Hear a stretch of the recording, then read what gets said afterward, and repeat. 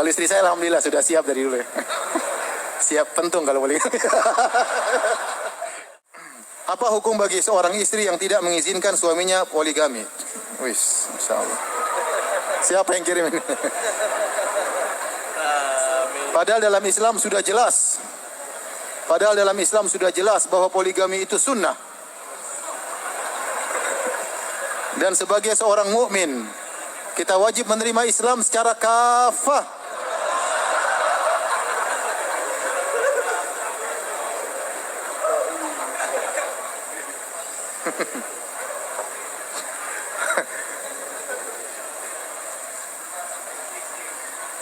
Sudah. Apa yang mau saya jawab? Saya aja belum poligami.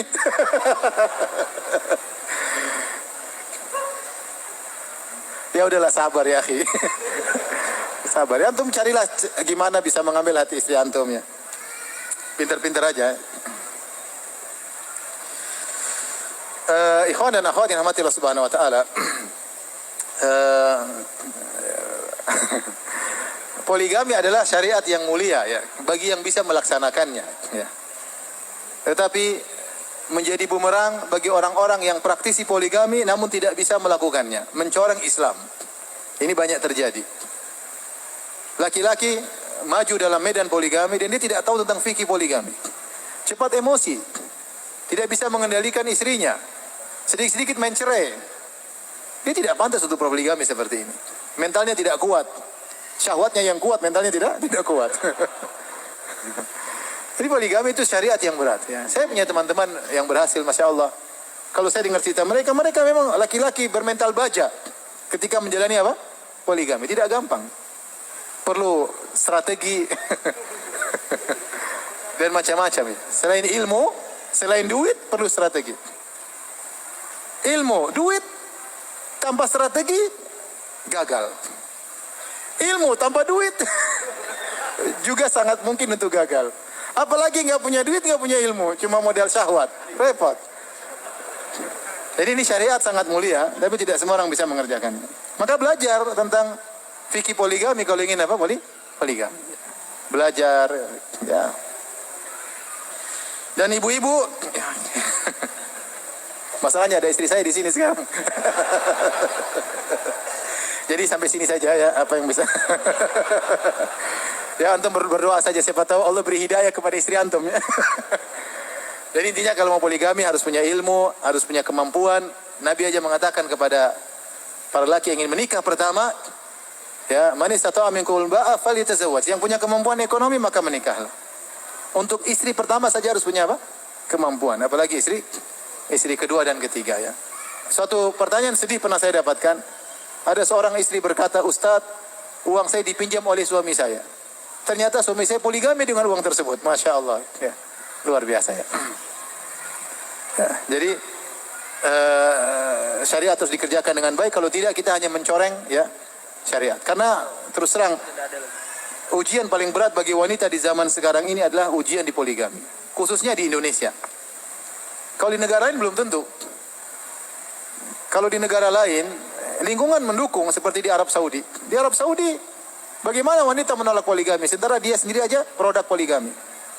Dia ini saja adalah anak dari istri ketiga bapaknya. Kemudian sekarang suaminya poligami, dia mau larang nggak bisa karena dia sudah hidup dalam keluarga di poligami. Lingkungan sudah seperti itu biasa. Sampai kejadian seorang suami, seorang bapak mau nikah lagi, anak-anaknya bermusyawarah nyarikan istri buat bapaknya. Ini beneran. Karena memang lingkungan sudah sangat apa? Sangat biasa. Hal sangat biasa di Arab Saudi misalnya. Kemudian kalau ada wanita di poligami, juga tidak ada yang mengatakan dia gagal, rendah, terhina, tidak bisa melayani suami. Nggak ada. Isu seperti itu nggak ada. Karena biasa aja. Ini juga di poligami, itu juga di poligami, ini juga di poligami. Biasa. Demikian juga anak-anak juga tidak ada yang, kamu ibumu ada dua ya? Nggak ada anak-anak. Nggak ada. Sama di Afrika. Afrika justru kalau tidak poligami tercela. Dituduh lemah syahwat, dituduh macam-macam. Saya punya teman S1, ketemu saya waktu hajian. Firanda, kamu S3? Saya S1, istri saya 3 katanya. Masya Allah. Top, saya bilang. Kalau poligami di sana sangat mudah. Justru hukum asal berpoligami. Kalau antum tidak poligami, antum dipertanyakan kejantanannya, dipertanyakan mungkin lemah syahwat. Makanya antum kalau mau poligami gampang di Afrika, paling gampang di Afrika. Nah kalau kita di Indonesia, antum bayangkan, antum mau poligami saja ribut sama ibu antum dulu, ya nggak? Ibu antum melarang. Kemudian istri antum jelas melarang, itu jelas. Kemudian dia bersekongkol sama anak-anak, bermusuhan sama antum. Kondisi sangat menyedihkan. Ini bukan kondisi saya enggak ya, saya cerita ini, cerita kondisi orang lain. Antum jangan suuzon ya. Kalau istri saya alhamdulillah sudah siap dari dulu ya. Siap pentung kalau boleh. Jadi maksud saya kondisi kita tidak semudah itu. Terkadang seorang wanita kuat, ini kenyataan, dia kuat di poligami dan dia tegar. Tapi setelah poligami, setan-setan perempuan datang. Kamu kenapa bisa dipoligami? Kamu gagal ya, kamu tidak bisa layani suami lah. Akhirnya dia jadi down. Gara-gara setan-setan perempuan tadi. Dan itu banyak setan-setan perempuan seperti itu. Kadang setan-setan bercadar. Memprovokasi seorang wanita, sudah biar dia poligami ya sudah. Suami memang enggak ya, alhamdulillah. Tapi akhirnya dia memprovokasi sang wanita untuk minta cerai. Minta nuntut suaminya macam-macam, akhirnya rusak rumah tangga. Ya ini hukum dosa besar. Allah melaknat man khabbaba, yang merusak rumah tangga orang. Dosa besar, tidak boleh. Ya.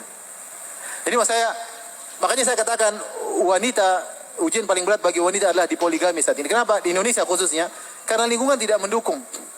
Belum sama tetangga, belum sama teman, belum sama dimusuhi oleh keluarga mertua, sama keluarga sendiri. Jadi intinya saya ingin sampaikan ikhwan-ikhwan, kalau antum poligami silakan. Tapi benar-benar antum harus bermental baja, harus kuat. Jangan seperti wanita, ya. Poligami, istrinya ngambek, ikut ngambek juga, ya nggak bisa nanti gini. Nanti harus kuat, ya. Ya. Ada teman poligami, Ustadz, kalau poligami harus punya kantong sabar banyak sekali.